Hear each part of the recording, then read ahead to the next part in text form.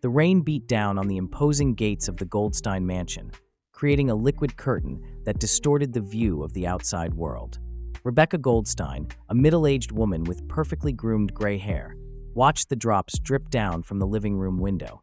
The ticking of the wall clock echoed through the room, marking the seconds of an afternoon that seemed to drag on indefinitely.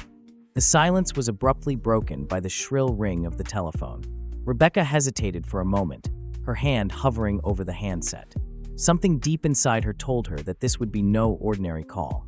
"The Goldstein residence," she answered, her firm voice masking the apprehension she felt. The words on the other end of the line hit her like a punch in the gut.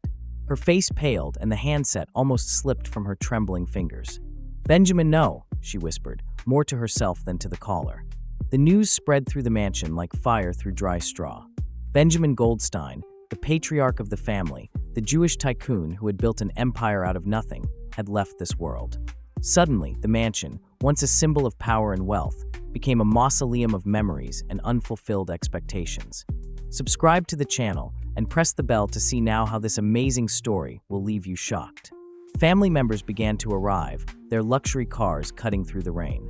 Sarah, the eldest daughter, entered like a hurricane, her high heels echoing off the marble of the entrance hall.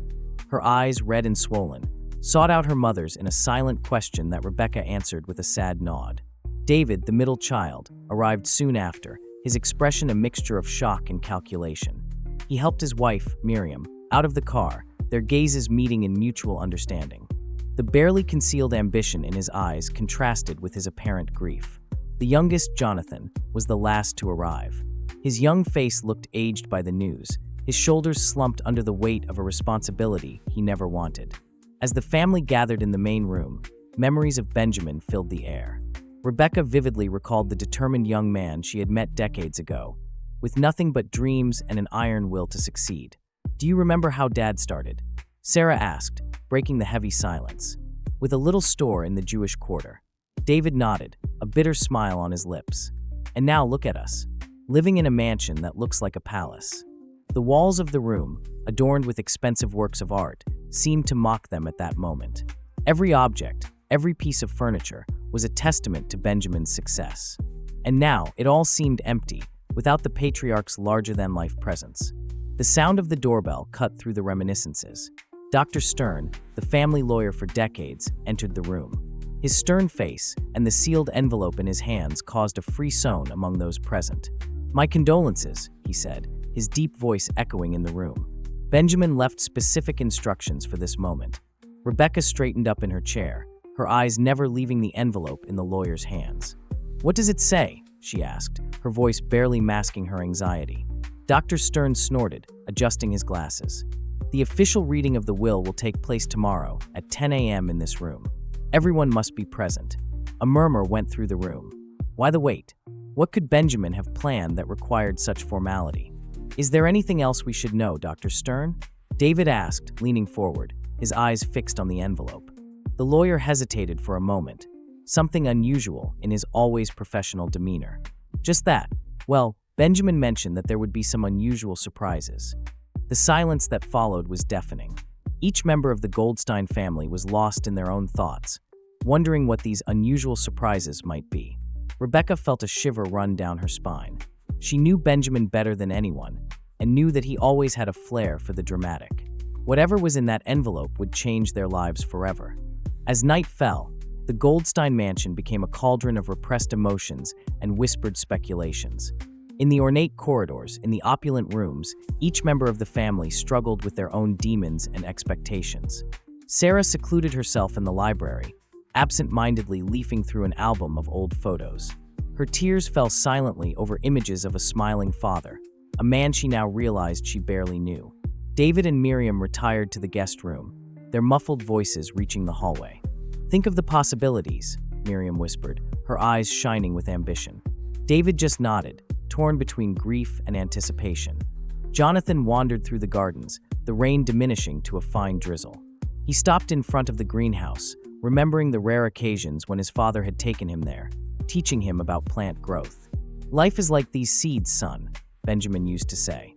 "With care and patience, even the smallest of them can grow into something great." Rebecca, unable to sleep, found herself in Benjamin's study. The scent of leather and tobacco still hung in the air, as if he might walk in at any moment. Her fingers brushed the polished surface of the desk, stopping on an ajar drawer. Hesitantly, she pulled it open, revealing a letter addressed to her, in Benjamin's unmistakable handwriting. With trembling hands, Rebecca opened the envelope, her eyes scanning the words her husband had left as a final farewell. "My dear Rebecca, if you are reading this, it means that I have left this world. Don't grieve, for we had a full life together. But there are things that need to be said, truths that need to come to light. What I have left our family goes beyond money and property. It's a legacy, a lesson that I hope everyone will learn. Tomorrow, when the will is read, remember, not everything is what it seems. Trust me one last time, my love, and help our children understand the true meaning of wealth. With all my love, Benjamin." Rebecca dropped the letter on the table, her mind a whirlwind of emotions and questions. What had Benjamin planned? What lesson did he want to teach? The night wore on, and Goldstein Manor seemed to hold its breath, waiting for the morning that would bring revelations that would change the course of their lives. The rain finally stopped, leaving behind a silence full of expectation. As the first rays of sunlight penetrated the clouds, illuminating the dewy gardens, the Goldstein family began to gather for breakfast. The air was charged with tension. Every glance exchanged between them carried unasked questions. Dr. Stern arrived punctually at 9:45, his black leather briefcase contrasting with the luxurious surroundings of the mansion. His face was impassive, but his eyes betrayed an unusual restlessness. As the clock approached 10 o'clock, the family gathered in the library. Rebecca occupied the head of the table, her eyes roaming between the anxious faces of her children. Sarah was biting her lip nervously, David was drumming his fingers on the table, and Jonathan seemed lost in thought. The ticking of the clock seemed deafening in the silence of the room. When it finally struck 10 o'clock, Dr. Stern opened his briefcase. To everyone's surprise, in addition to the expected papers, he took out a small carved wooden box. "Before we begin," said the lawyer, his voice breaking the tension, Benjamin left specific instructions on how this moment should take place. He opened the box, revealing a number of small objects: an old key, a yellowed photograph, a folded piece of paper, and a small account book. "These items," continued Dr. Stern, "are an integral part of the will. Each one has a meaning that will be revealed as we read Benjamin Goldstein's last will and testament." The family watched, mesmerized, as Dr. Stern unfolded the will.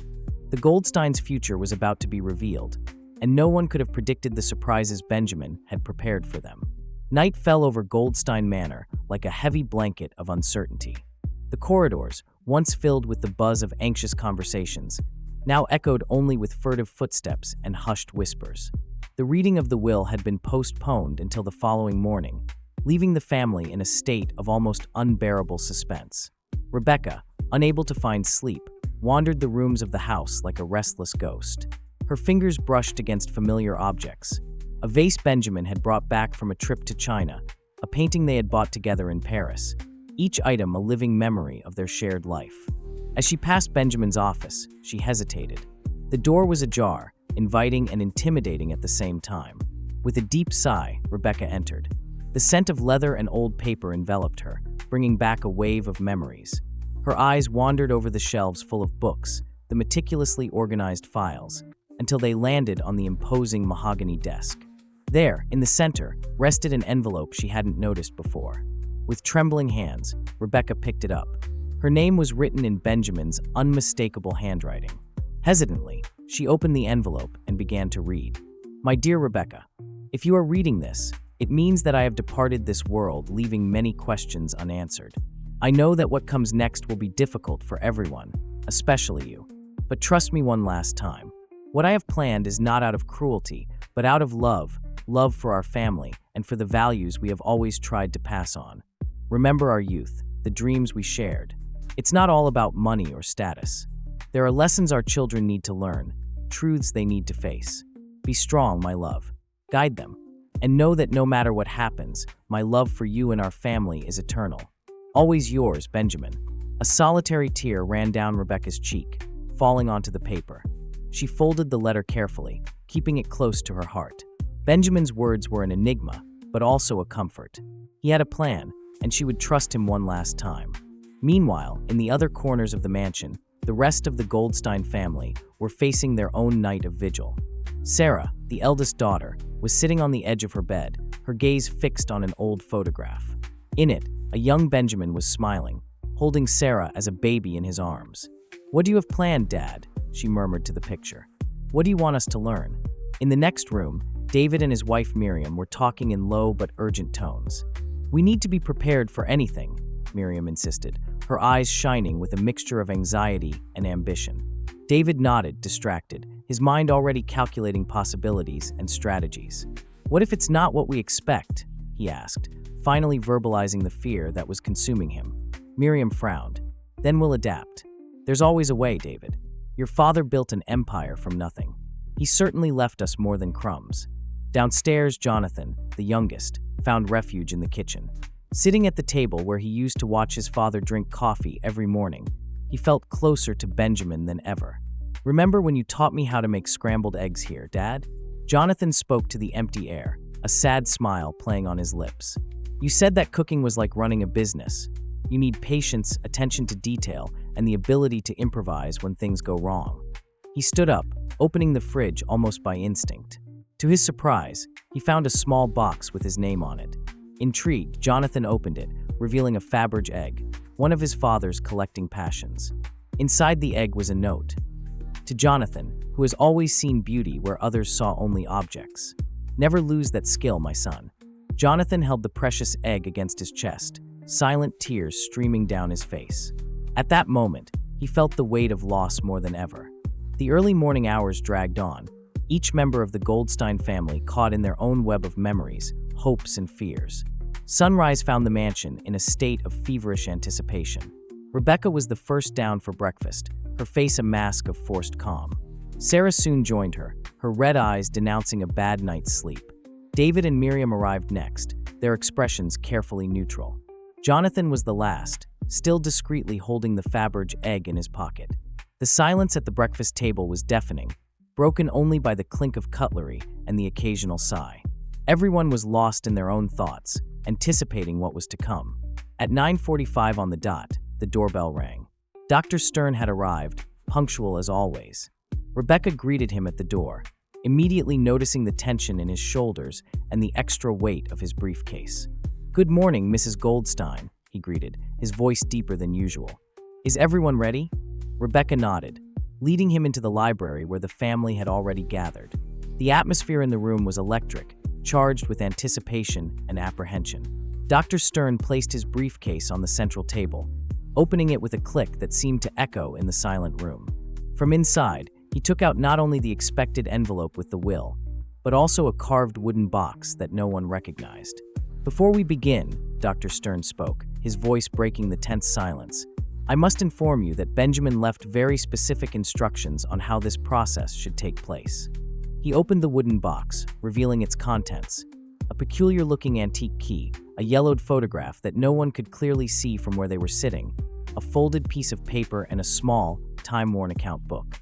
"These items," continued the lawyer, "are an integral part of the will.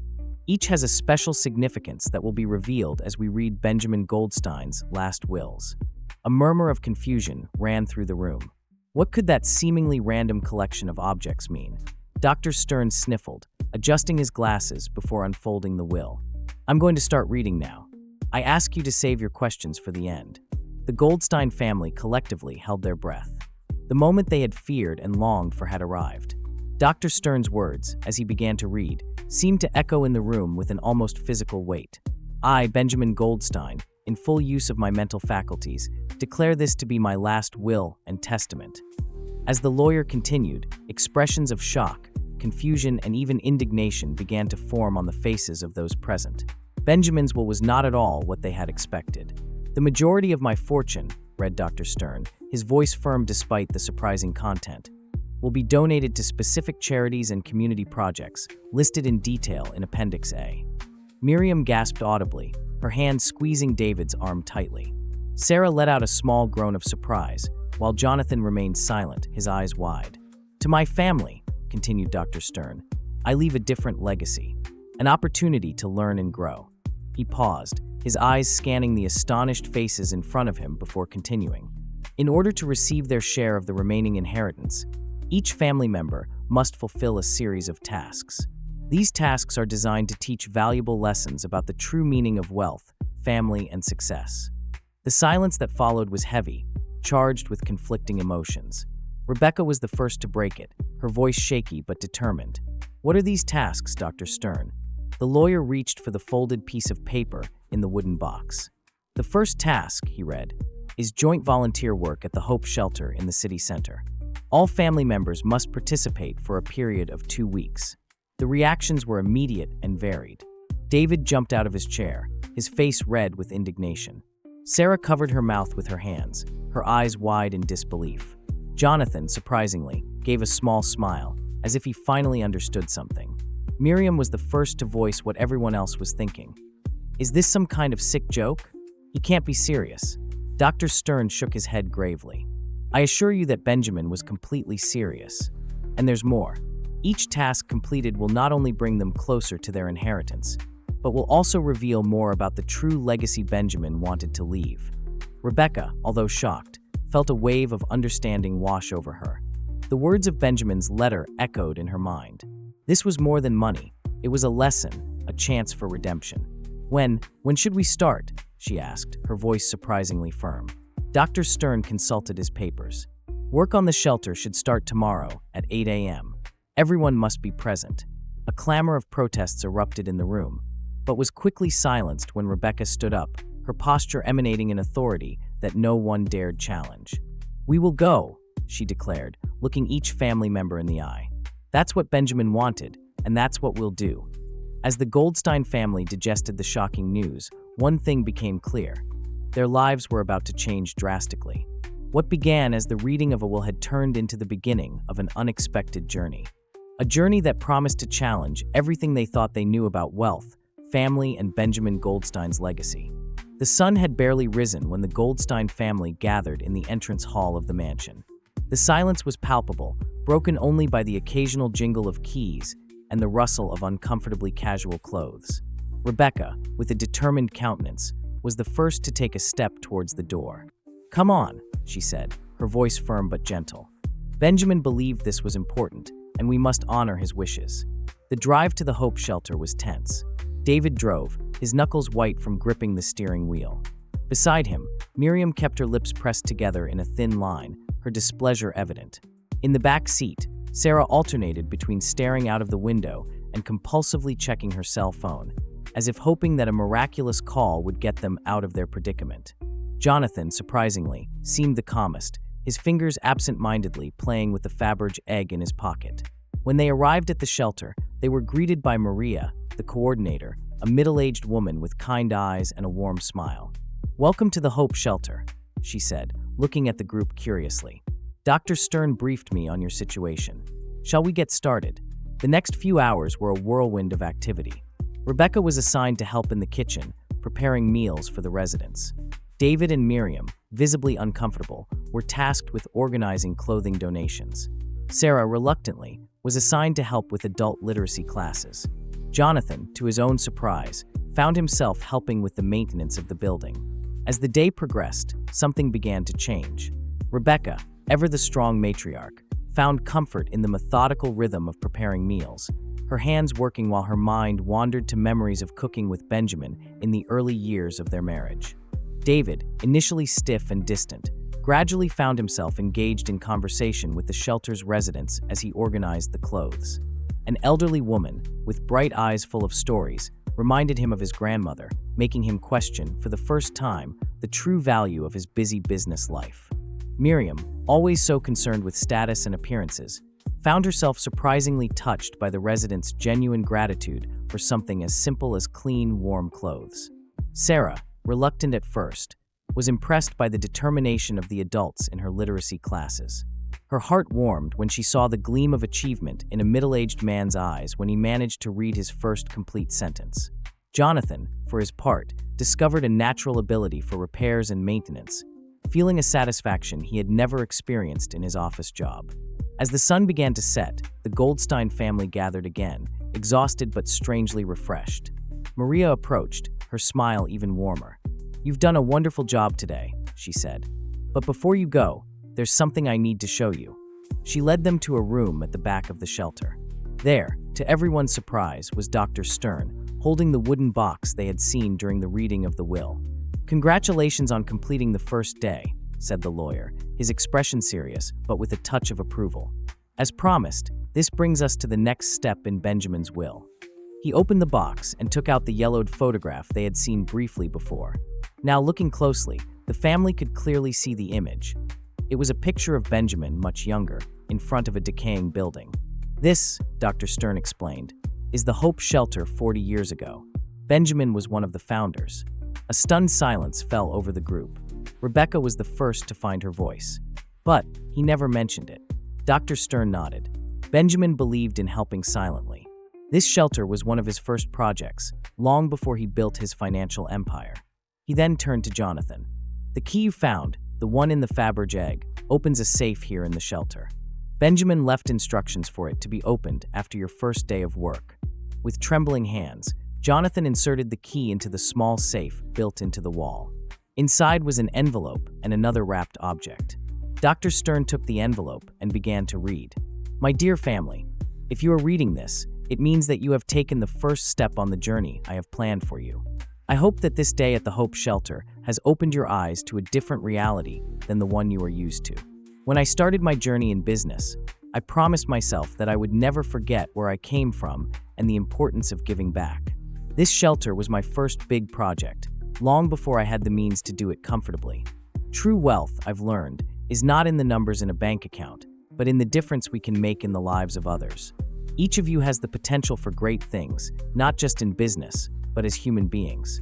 The next phase of your journey will require you to work together as a family to make a difference in this community.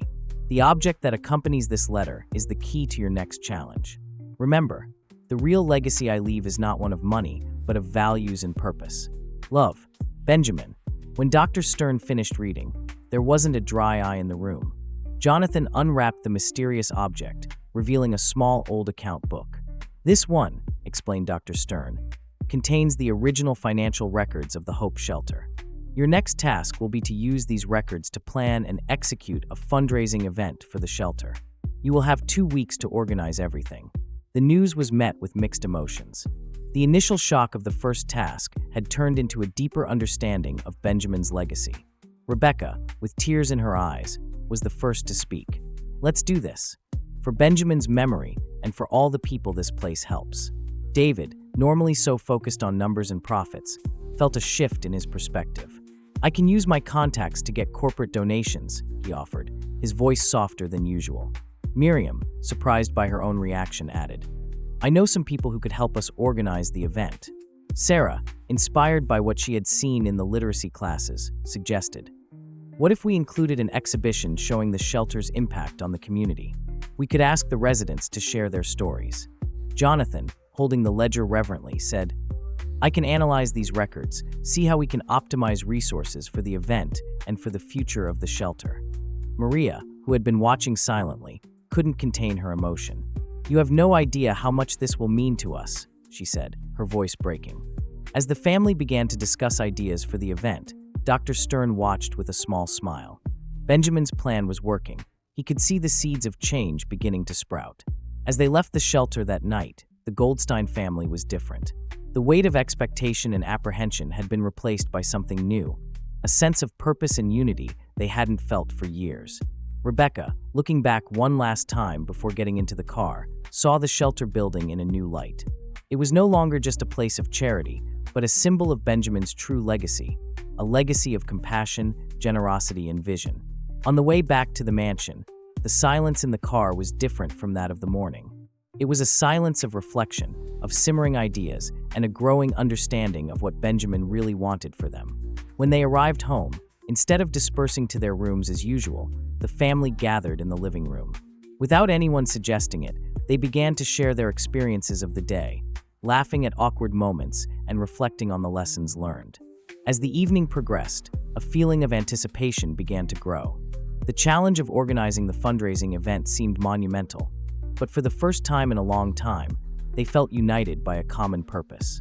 Rebecca, watching her family interact with a harmony she hadn't seen for years, felt a wave of gratitude for Benjamin. Even after his departure, he had found a way to unite the family and show them a path to something greater than themselves. As the plans for the event began to take shape, it became clear that this journey was only just beginning.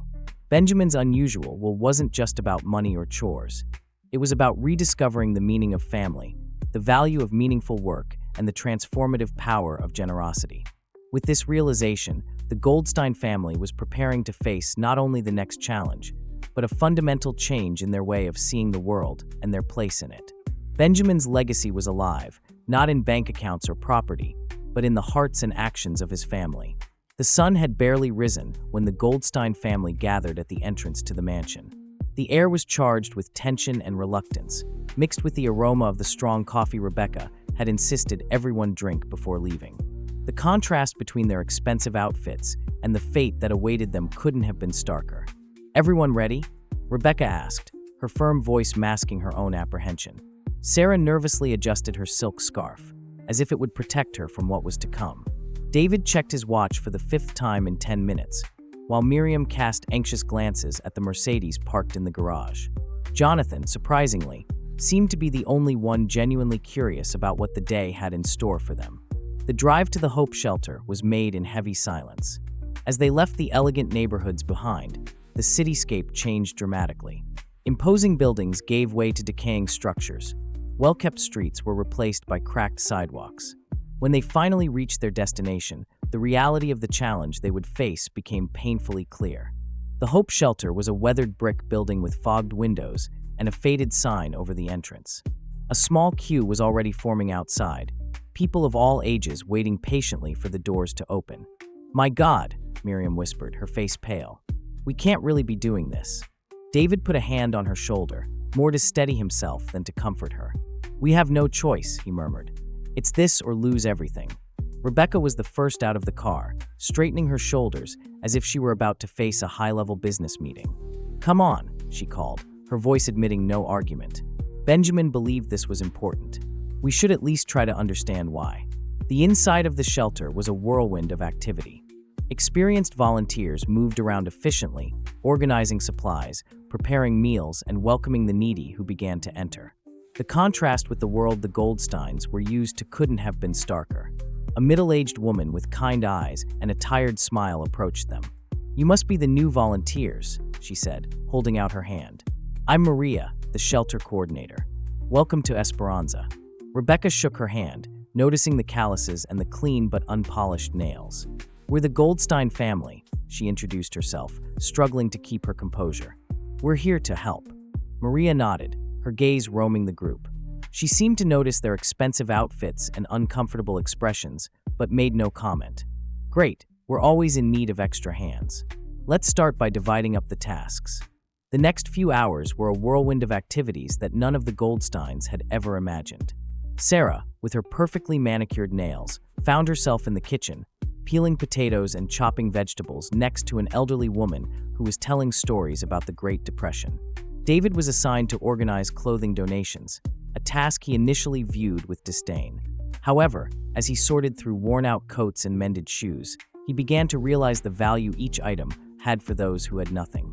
Miriam, reluctant at first, was put on reception, registering the new arrivals.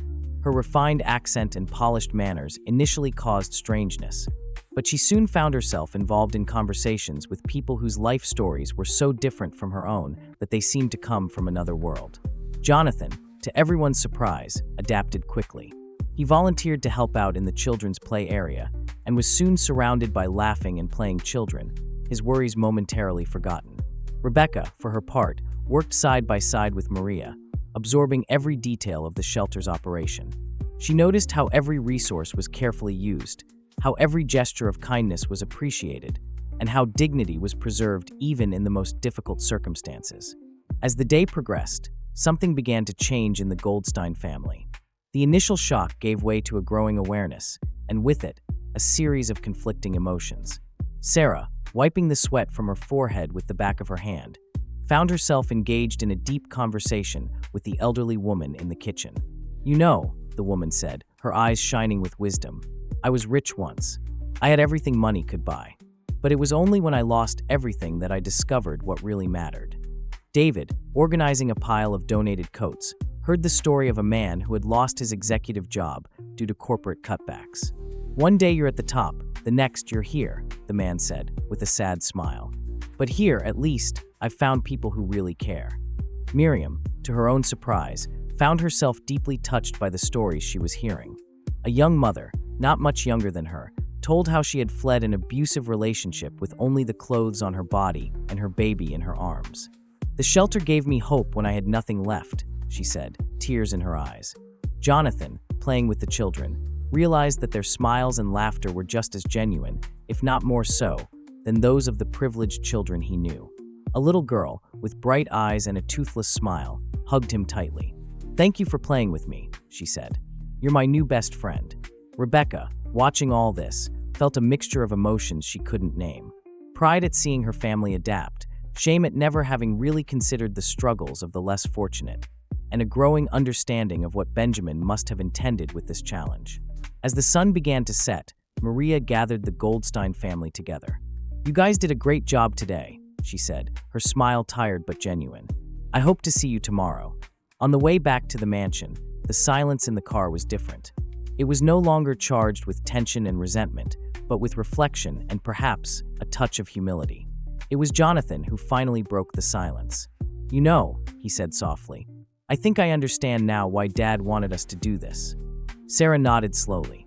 "It's different from what I expected," she admitted. "Those people, they have so much heart." David remained silent, but his grip on the steering wheel had relaxed, and his eyes seemed distant, lost in thought. Miriam, to everyone's surprise, including herself, said, "That young mother, I can't stop thinking about her. How brave she is." Rebecca looked at her family, feeling a wave of love and pride she hadn't expected. "Benjamin always said that true wealth is not in what we own, but in what we can give," she said softly. "I think we're beginning to understand what he meant." When they arrived at the mansion, no one rushed inside, as they had only hoped to do this morning. Instead, they stood still for a moment, looking at the imposing structure with new eyes. "It's funny," Sarah said, almost to herself. "For once, that seems excessive." David nodded slowly. Maybe there's more to life than just accumulating wealth," he murmured, as if the idea were new and a little frightening. As they prepared for bed, each member of the Goldstein family carried the day's experiences with them, their minds filled with new perspectives and hearts open to possibilities they had never considered before. Rebecca, sitting on the edge of her bed, picked up Benjamin's photo from the bedside table. "You knew, didn't you?" she whispered to the smiling image of her husband. "You knew we needed this."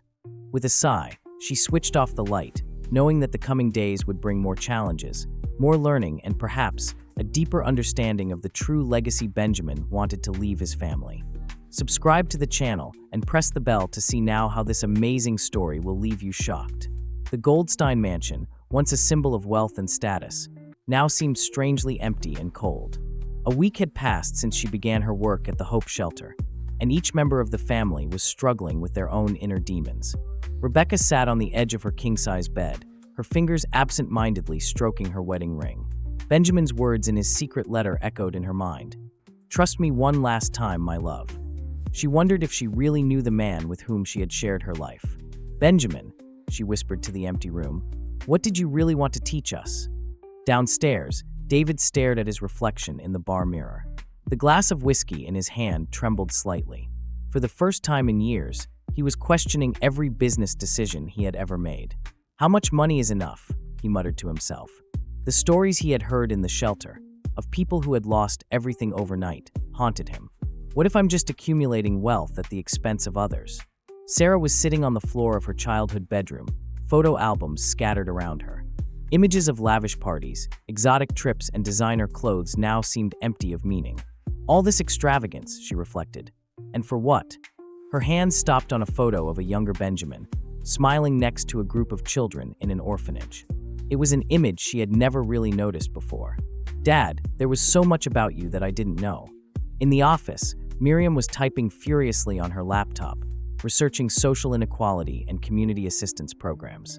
Her social ambitions, once focused on climbing the ranks of high society, now seemed trivial and selfish. How could I have been so blind, she asked herself, remembering the gratitude in the eyes of the people at the shelter. There's a whole world out there needing help, and I was worried about the mark on my bag. Jonathan, the youngest, was in the garden, sitting under the old tree that Benjamin used to tell stories about when they were children. The Faberge egg spun between his fingers, a constant reminder of the enigma his father had become. "You always said there was more to life than money, Dad," he murmured. "But only now am I beginning to understand what that means." As night fell, the family gathered in the living room, as if pulled by an invisible force. The silence was heavy, laden with unspoken thoughts and conflicting emotions. Rebecca was the first to speak. "I think we all have a lot to process," she said softly. "Benjamin, he left us more than just a challenge.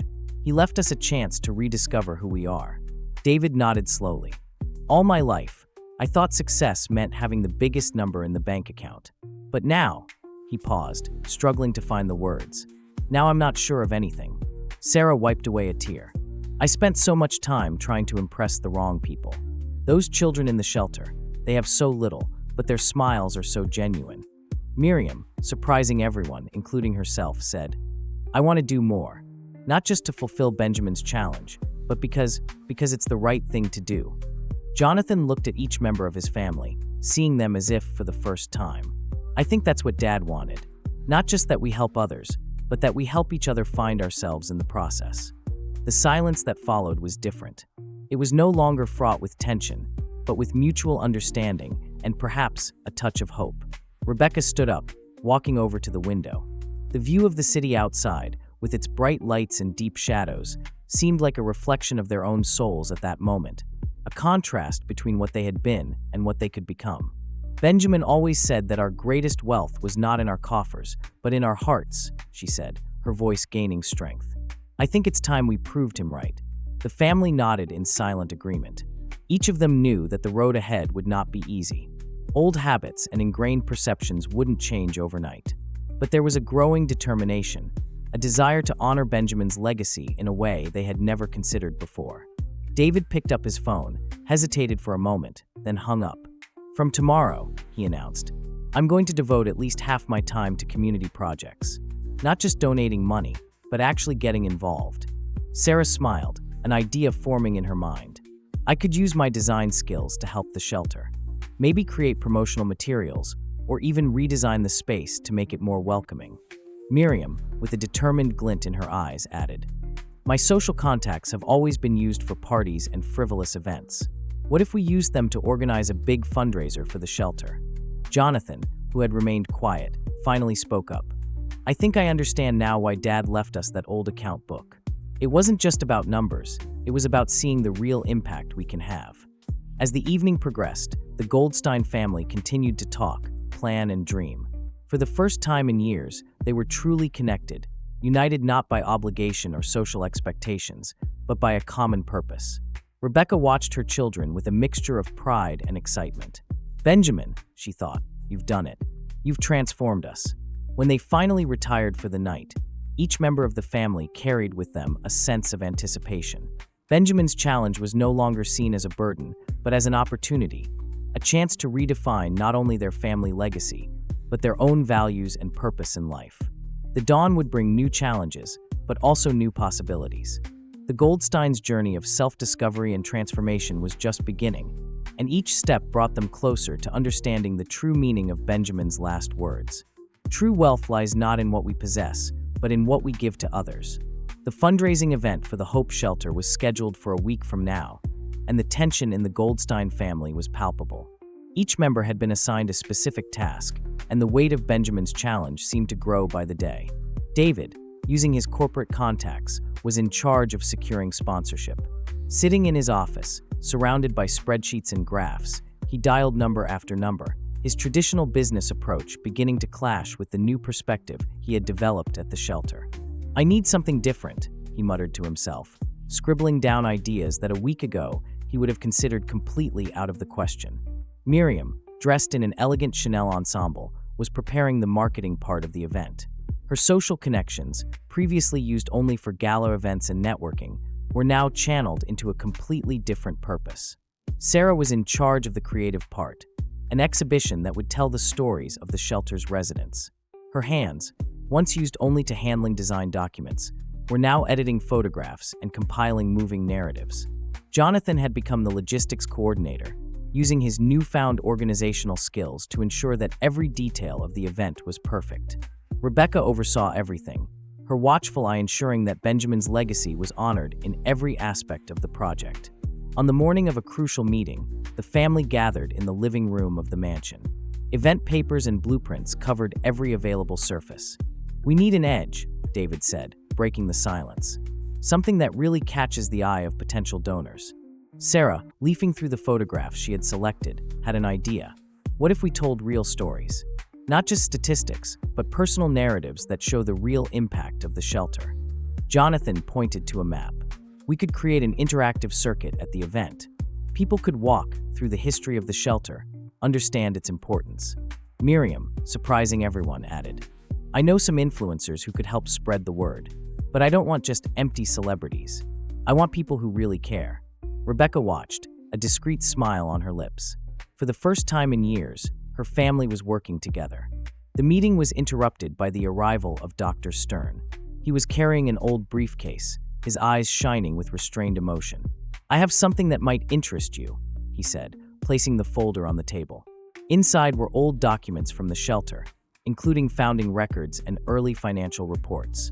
Among them was a handwritten letter from Benjamin, dating back decades. The letter revealed surprising details. Not only had Benjamin helped found the shelter, but he had done so at a critical time in his own life, when he was on the verge of going bankrupt in his first business. "He used practically all his money at the time to help the community," Dr. Stern explained. "It almost bankrupted him, but it ended up being what saved him." A heavy silence fell over the room. Their image of Benjamin as a ruthless businessman began to disintegrate, revealing layers of complexity and compassion they had never seen before.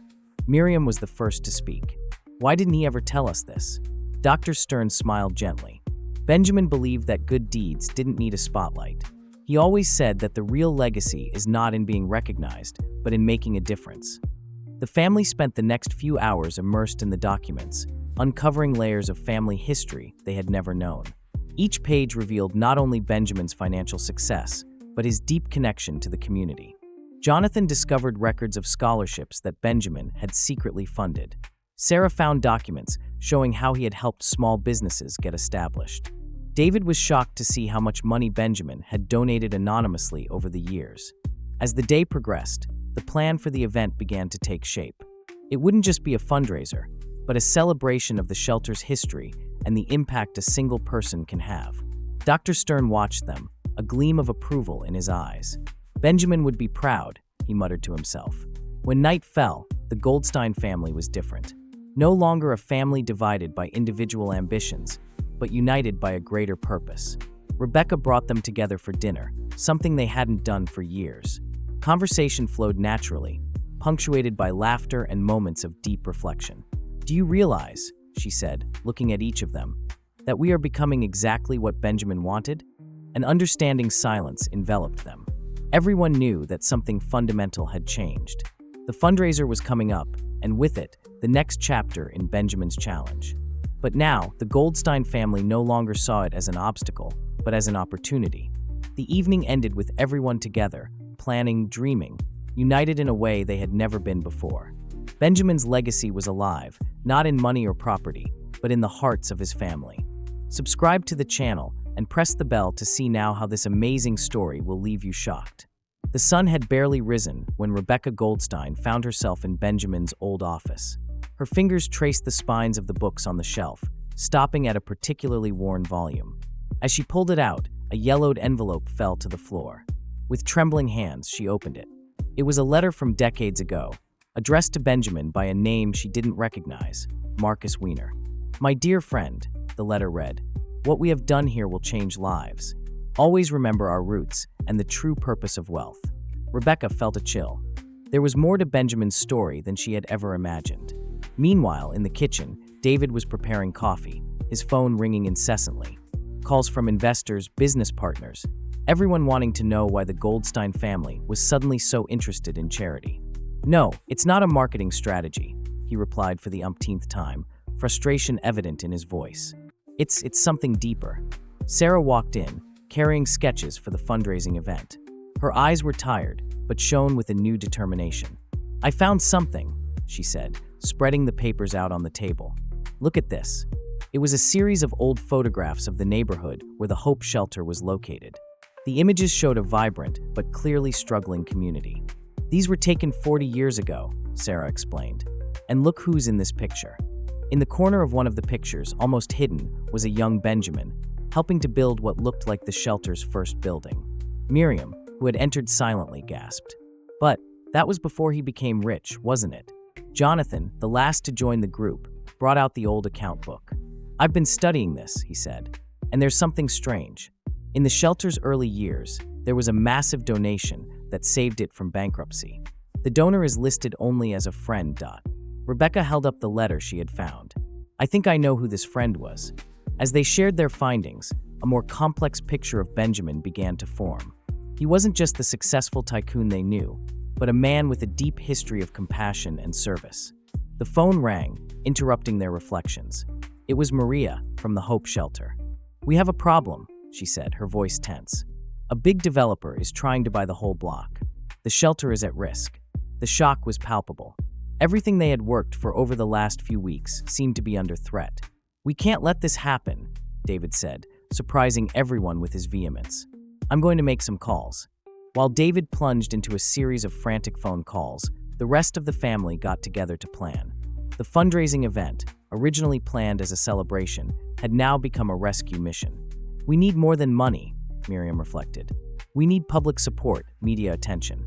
Sarah nodded, an idea forming. "What if we use Dad's story? Show how he was involved from the start." Jonathan hesitated, but he's always been so secretive about his philanthropy. "Do we have the right to expose that?" Rebecca looked at the letter in her hands. "I think that's exactly what he wanted us to do. It's not about glorifying him, it's about inspiring others to act." As the day progressed, the Goldstein mansion became a makeshift command center. Calls were made, plans drawn up, and a frenetic energy filled the air. Dr. Stern arrived in the middle of the afternoon, bringing more documents. "I found something you need to see," he said, his tone grave. It was an old contract, signed by Benjamin decades ago. In it, he pledged to protect the Hope Shelter and the community around it, even if it meant sacrificing his own fortune. "He never told us about it," Rebecca murmured, tears in her eyes. "Benjamin believed that some promises were too sacred to discuss," Dr. Stern explained. "He wanted you to discover for yourselves the true value of his legacy." With this revelation, the family felt the weight of an even greater responsibility. It wasn't just about honoring Benjamin's challenge or saving the shelter. It was about continuing a mission he had started decades ago. As night fell, preparations for the event were in full swing. Sarah was working furiously on a presentation that would tell the story of the shelter and Benjamin's secret involvement. David was coordinating a coalition of businessmen willing to oppose the developer. Miriam was using all her contacts to secure media coverage. Jonathan, looking through the ledger, made a shocking discovery. "You won't believe this," he said, his voice shaking. "Dad didn't just donate to the shelter. He practically ruined himself financially to save it once." The revelation dropped like a bombshell. Benjamin's image as a ruthless businessman faded completely, replaced by that of a secretive philanthropist who put the welfare of others above his own fortune. Rebecca, holding Marcus Wiener's letter, sensed that they were on the verge of an even greater revelation. "There's more to this story," she said, "and I think we'll find out everything at the event." As they prepared for bed, each member of the Goldstein family felt the weight of Benjamin's legacy. It wasn't just about money or status. It was about commitment, compassion, and the power to make a difference. The fundraising event, scheduled for the following day, was no longer just a task to be accomplished. It was the climax of a journey of discovery and transformation. David, looking out of the window at the illuminated city, murmured, "Tomorrow, Dad. Tomorrow will show that we've learned your lesson." Sarah, putting the finishing touches to her presentation, felt a mixture of pride and regret. "I'm sorry I didn't understand before, Dad," she whispered. Miriam, reviewing her contact list, wondered how she had spent so much time focusing on superficial things when there was so much to be done in the world. Jonathan, still hunched over his account book, felt he was unraveling not only his father's story, but the true meaning of his inheritance. Rebecca, before turning out the lights, looked at the photo of Benjamin on her bedside table. "You've prepared us for this, haven't you?" she said softly. "To get on with your work." As the evening progressed, the Goldstein mansion fell silent. But it was a silence filled with expectation, unspoken promises, and a newfound purpose. The next day would bring challenges, revelations, and perhaps the chance to redefine not only Benjamin Goldstein's legacy, but the future of an entire community. As the clock struck midnight, a gentle breeze blew through the mansion, as if Benjamin himself were there, watching, guiding, waiting to see if his family would finally understand the most important lesson of all: that true wealth lies in the impact we can have on the lives of others. The day of the fundraising event dawned with an electric energy in the air. The Goldstein mansion, normally a bastion of calm and luxury, was buzzing with activity.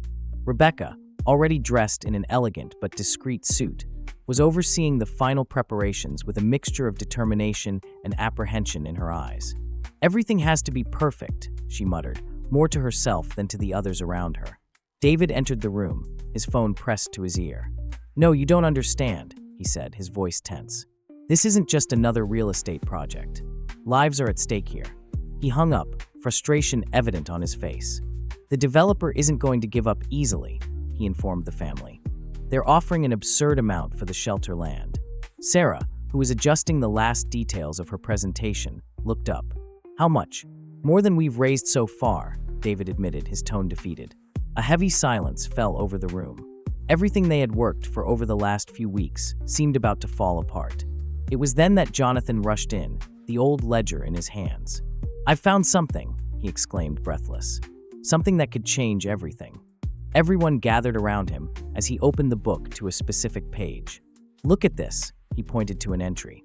"There's a clause here, handwritten by Dad. It says that in the event of an attempt to forcibly sell the shelter land, a special account would be activated to buy the property." Rebecca gasped. "A secret account? But where?" Before anyone could answer, the doorbell rang.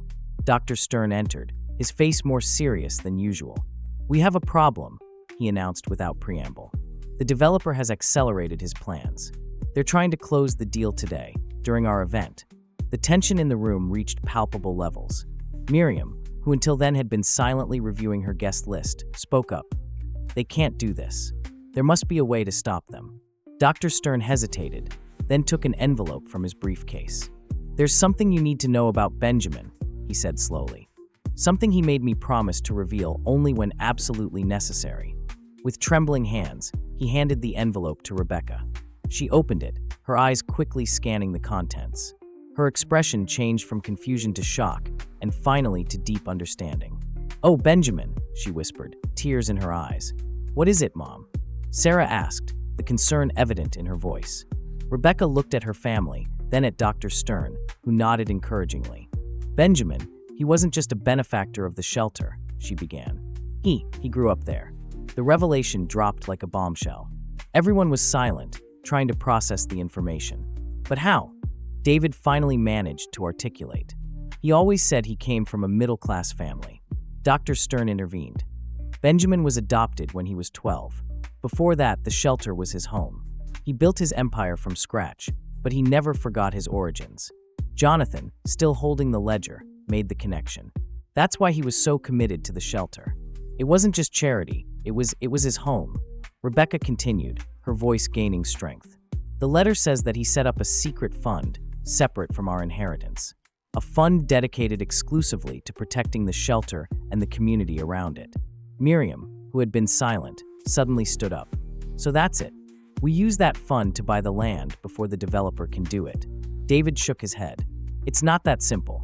We need the approval of the community, the shelter council. We can't just walk in and buy everything." Sarah, who had been thinking, said, What if we told Dad's story? Not just to raise funds, but to show the community how much this place meant to him." A moment of collective clarity came over the family. They understood that Benjamin's challenge wasn't just about money or good deeds. It was about revealing the truth, about connecting with the community in a deep and meaningful way. "We have less than 2 hours until the event starts," Rebecca said, checking her watch. "We need to rethink our entire strategy." The next 120 minutes were a whirlwind of activity. Sarah reworked her presentation, incorporating Benjamin's true story. David made frantic phone calls, mobilizing support among community leaders. Miriam reorganized the guest list, ensuring that the right people were present to hear the truth. Jonathan, with Dr. Stern's help, delved into the legal details of the secret fund, preparing for any obstacles the developer might present. As the time for the event drew closer, the tension reached its peak. The Goldstein family knew that the next few hours would determine not only the future of the Hope Shelter, but also Benjamin's true legacy. Rebecca, standing in front of the mirror, adjusting her blazer one last time, felt the weight of decades of secrets and expectations. "Are we ready for this?" she asked her reflection. Downstairs, the first guests were beginning to arrive. Among them, familiar faces from the shelter, community leaders, and even some representatives of the local press. David, greeting the guests, noticed a group of men in suits that he didn't recognize. His instinct told him that they were representatives of the developer. The battle was about to begin. Sarah, reviewing her notes one last time, felt a hand on her shoulder. It was Jonathan. "You can do it," he said simply. She nodded, grateful for the support. Miriam, always the perfect hostess, circulated around the room, making sure everyone was comfortable. But her eyes were alert, watching every reaction, every whisper. Dr. Stern stood near the entrance, like a silent guardian. He knew that the next few moments would be crucial. When everyone had gathered, Rebecca took to the small makeshift stage. Silence fell over the room. She looked at her family, at the expectant faces of the community, and at the portrait of Benjamin they had strategically placed next to the stage. "Good evening, everyone," she began, her voice steady despite the emotion that threatened to overflow. "We are here tonight not only to raise funds for the Hope Shelter, but to reveal a truth that has been hidden for far too long." She paused, her eyes meeting those of Dr. Stern, who nodded encouragingly. "It's a story about an orphan boy who found a home, about a man who built an empire without ever forgetting his roots, and about a legacy that goes far beyond money." The tension in the room was palpable. All eyes were on Rebecca, waiting for the revelation she was about to make. "This is the story of Benjamin Goldstein," she continued, her voice gaining strength. "My husband, the father of my children, and a child of the Hope Shelter." A murmur of surprise went through the room. David noticed the men in suits fidgeting uncomfortably. Sarah held her breath, knowing that the crucial moment had arrived. Rebecca was about to continue when a man stood up abruptly at the back of the room. "This changes everything," he said loudly. Everyone turned to look. It was Marcus Wiener, the name of the mysterious letter Rebecca had found.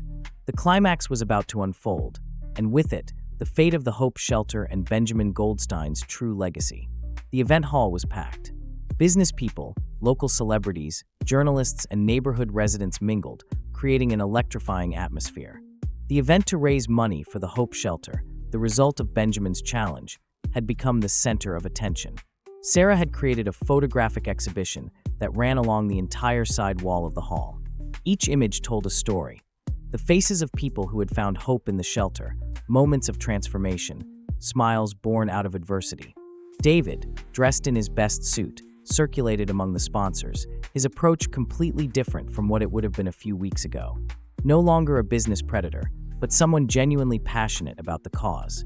Miriam coordinated the event with surgical precision, her social contacts finally being used for more than just status. Jonathan was behind the scenes, making sure every detail worked perfectly. Rebecca watched everything, a mixture of pride and excitement in her eyes. Benjamin was present at every moment, even in her absence. But something was about to happen, an element of surprise that no one expected. Dr. Stern arrived discreetly, carrying an old briefcase. His eyes roamed the room with an expression that mixed apprehension and determination. That's when an unknown man entered the room. Tall, elegant, with an air of mystery. His eyes swept the room until he found Rebecca. "Mrs. Goldstein," he approached. "My name is Marcus Wiener. I need to speak to you urgently." Rebecca felt a chill. The name sounded familiar, but from a place she couldn't immediately identify. "I have some information about Benjamin that I think you should know," Marcus said quietly. At the same time, Dr. Stern approached. His eyes met Marcus, an almost palpable tension between them. "This is not the time," Dr. Stern warned. But Marcus was undeterred. "This is exactly the time. The family deserves to know the truth." David, sensing the tension, moved closer. "What truth?" Marcus pulled an envelope out of his jacket. Benjamin wasn't just a benefactor of the shelter. He had a secret that will change everything you think you know about him. By now, the whole family had gathered.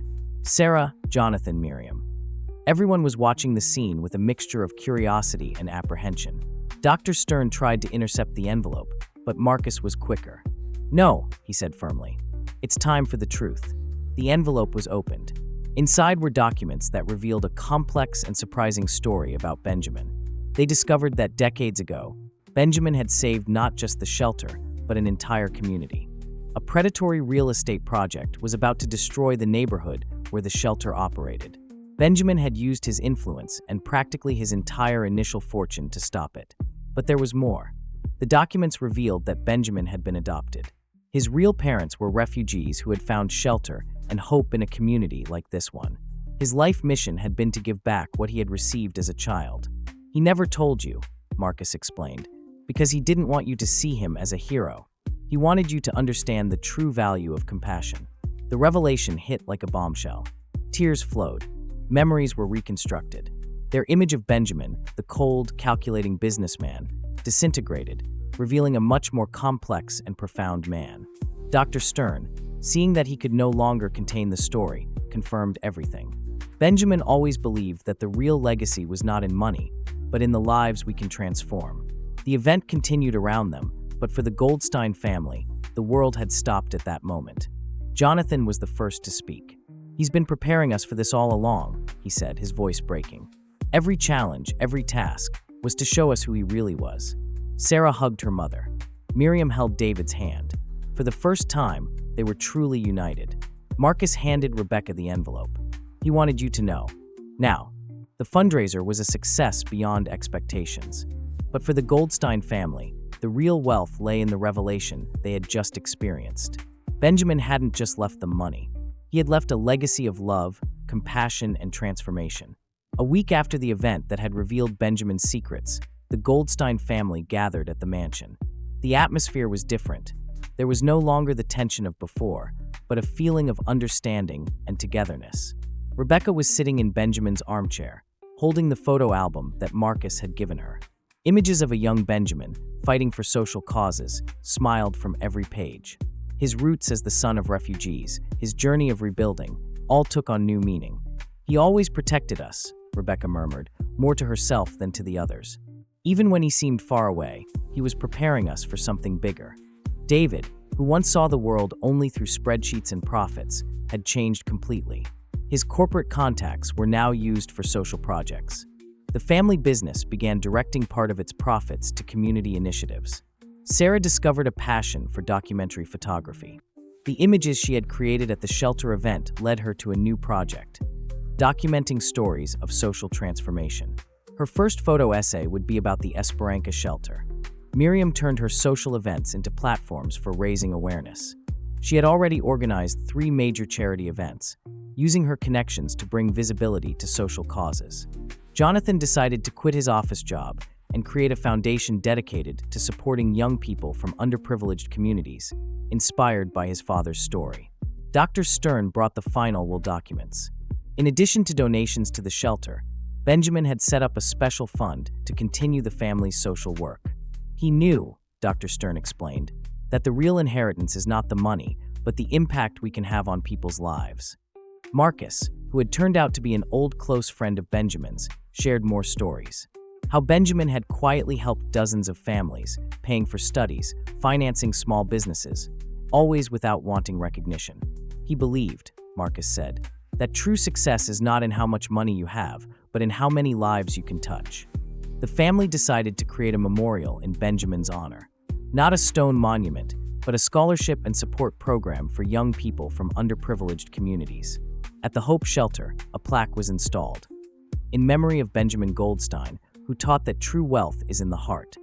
Maria, the shelter's coordinator, with tears in her eyes, said, "He was always more than a donor. He was a true friend." The family's transformation was visible. Where once there was competition, now there was collaboration. Where there was distance, there was connection. Rebecca looked at her children, feeling that Benjamin had conquered his last and most important challenge, bringing the family together not for money, but for purpose. "He knew us better than we knew ourselves," she said softly. He knew we needed this journey to find ourselves. The last surprise came from a letter Benjamin had left, to be opened only after all the challenges were completed. "My dear family," the letter said, "you are my greatest work. Not the money I've earned, not the businesses I've built. You. I hope you have learned that life is not measured by what we achieve for ourselves, but by what we manage to do for others." In the garden of the mansion, they planted a tree, a symbol of growth, deep roots, and infinite possibilities. Benjamin's inheritance was not in bank accounts, but in the hearts of each of them. A lesson in love, compassion, and purpose that would be passed on to generations to come. And so Benjamin Goldstein's legacy continued, not as a financial success story, but as a testament to the transformative power of generosity. The Goldstein family had changed, and the world somehow had become a little better. The evening ended with the family united, looking to the future with new eyes, ready to continue the mission that Benjamin had started. The climax wasn't about money or inheritance. It was about understanding the true meaning of family, of purpose, of hope.